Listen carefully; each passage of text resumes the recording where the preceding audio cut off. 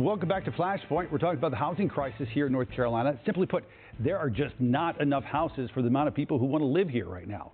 And while a lot's been made about the problem, few have been able to offer any substantive solution. Agree or disagree, our next guest has a plan they believe could solve the middle-class housing problem right now in North Carolina. Joining us now is Theo Noller, representing Carolina Forward. It's a progressive think tank. Theo, thanks for coming on. We appreciate it. My pleasure, Ben. Good to be with you. So this week, your group released what it's calling its middle-class housing plan. And you say we got to build our way out of our current housing shortage. Every time I speak to a Charlotte City leader, they talk about affordable housing being our biggest issue. But building our way out of the shortage sounds simple, but it's not. Explain.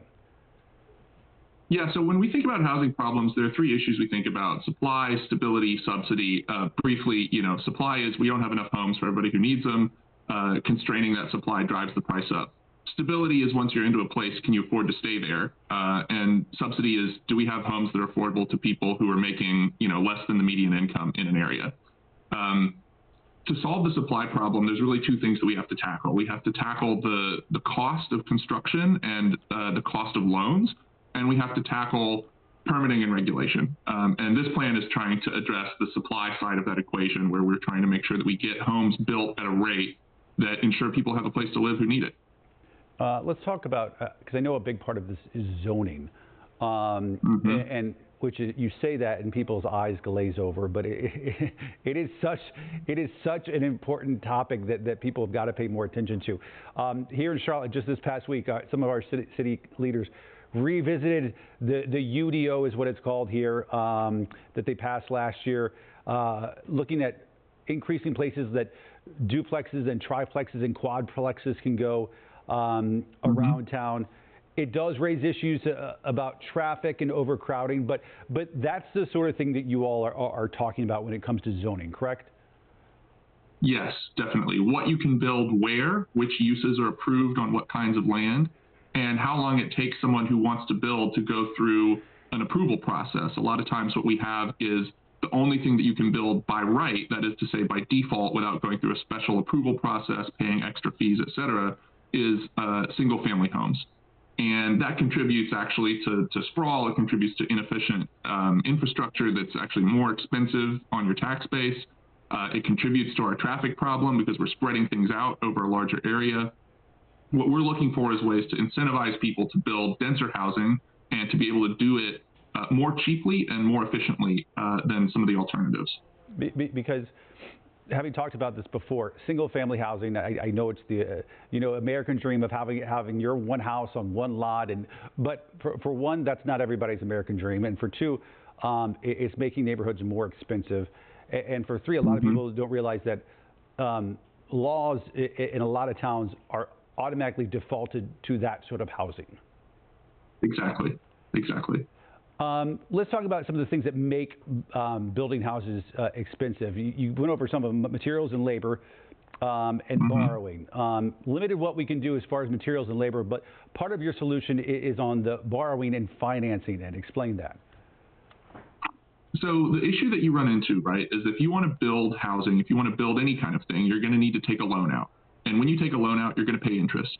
The idea behind our plan is that we can bring those interest rates down if the state would secure, let's say, 75% of the loan. That means that you can attract investors who are willing to take on a lower level of risk, whether those are institutional investors like a bank or a government, or whether those are private investors looking for, bonds of some sort or other low-risk vehicles.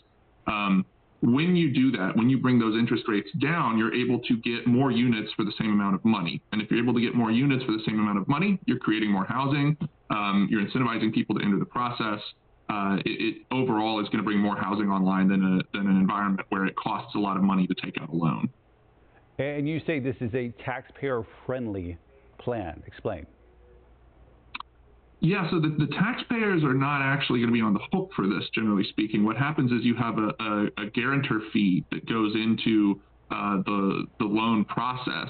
So first of all, the state is only guaranteeing 75%. That means that the investors and the developer both have skin in the game. They're on the hook if the project fails. They have a serious incentive for it not to fail. We've modeled this after a Small Business Administration loan, one that is very successful and where we have a default rate, I think, of 1% to 2%, maybe, extremely low failure rate for projects that get this loan.